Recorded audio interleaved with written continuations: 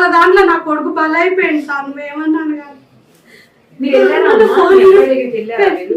వెళ్ళారా? వెళ్ళినప్పుడు ఏమన్నాడు?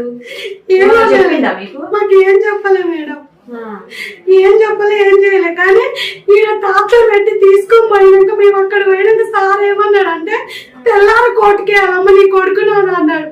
కానీ నా కొడుకు మరి ఏం చేద్దామని అంజలి ఏమనుకుందో తెలియదు సార్. ఇక కానీ 2 రోజుల్లో మాకు మైండ్ పని చేయకుండా చేసి వెళ్ళిపోయింది. సార్ గారికి పోతే మైండ్ పని చేయలేదు, కోర్టుకి వేస్తాడంటే నా కొడుకు ఏం గణకారం చేసిండే నేను అనుకున్నా.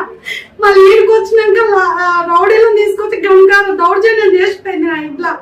కానీ నాకు మైండ్ అప్సెట్ అయిపోయింది సార్. నువ్వేమన్నాను కానీ ముందు నుంచే నాకు మైండ్ పని చేయలేదు.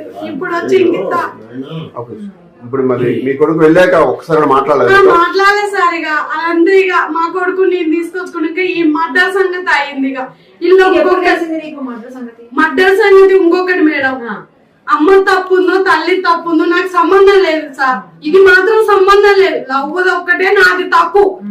నా తప్పు ఉంటే మాట్లాడరు కానీ మర్డర్ సంగతి నాకు తప్పలేదు సార్. ఇక వాళ్ళు ఏం చేసుకురో తెలియదు.